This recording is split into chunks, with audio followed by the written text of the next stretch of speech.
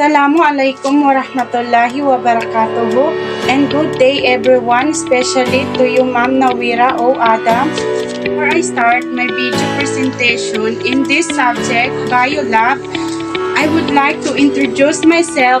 I am Norain T. Ahmad from BS Ed, major in Social Studies. What is compound microscope?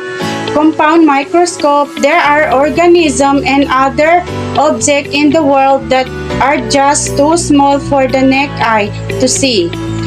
These tiny organisms are called microorganisms.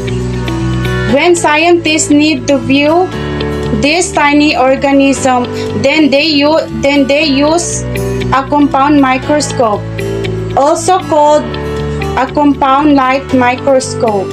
Compound microscope parts and function. The compound light microscope contains many different microscope parts and has many functions.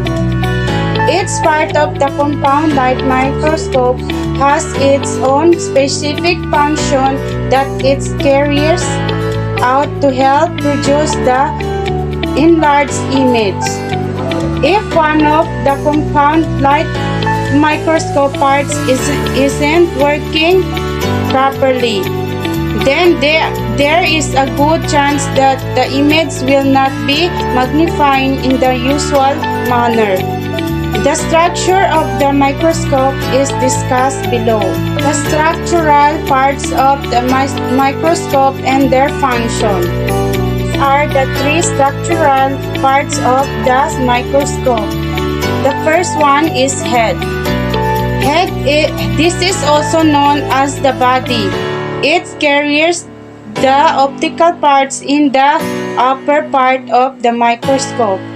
Number 2, base. It acts as microscope support. It also carries microscopic illuminators. Number 3, arms. This is the part connecting the base and to the head and the eyepiece tube to the base of the microscope. These are the optical parts of microscope and their function. The first one is eyepiece, also known as the ocular. This is the part of use to look through the microscope. It's found at the top of the microscope. Its standard magnification is 10 times with an optional eyepiece having magnifications from 5 times to 30 times.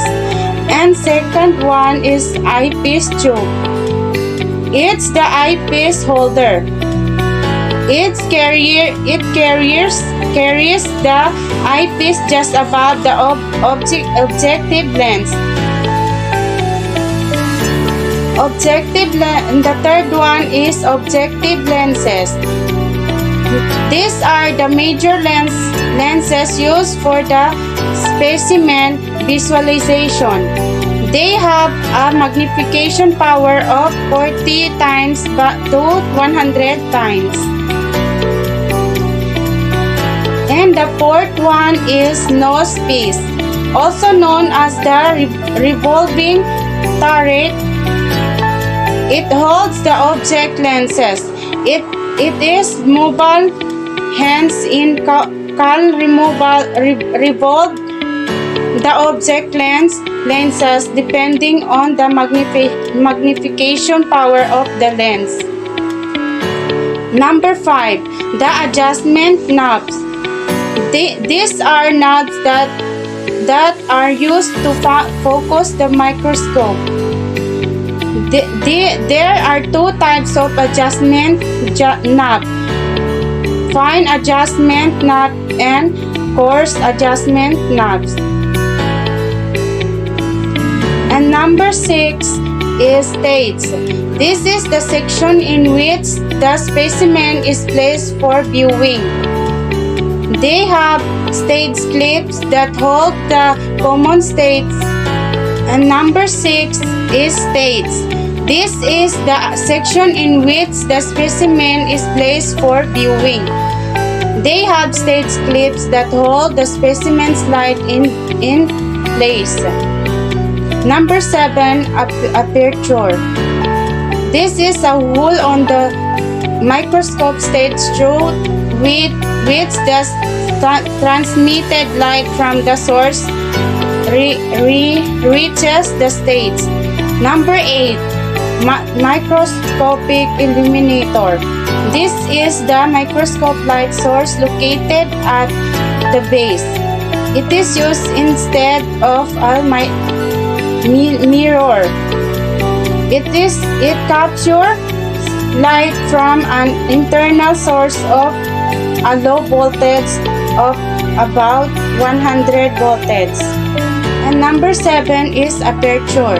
This is a hole on the microscope stage through which the transmitted light from the source reaches the stage. Number 8, microscopic illuminator. This is the microscope light source located at the base. It is used instead of a mirror. It captures light from an internal source of a low voltage of about 100 voltage. Number 9, condenser. These are lenses that are used to collect and focus light from the illuminator into the specimen.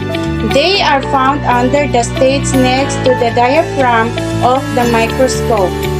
Number 10, diaphragm. It's also known as the iris.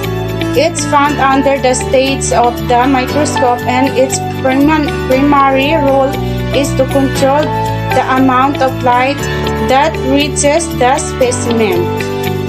Number 11, condenser focus knob. This is a knob that moves the condenser up or down, thus controlling the focus of light on the specimen. Number 12, condenser. This is a condenser specially designed from high quality microscopes, which make the condenser to be movable and allows very high magnification of above 400 times. Number 13, the rack stop. It controls how far the stages should go, preventing the objective lens from getting too close to the specimen slide, which may damage the specimen. That's all the parts and functions of compound microscope. That's all. Thank you and wassalam.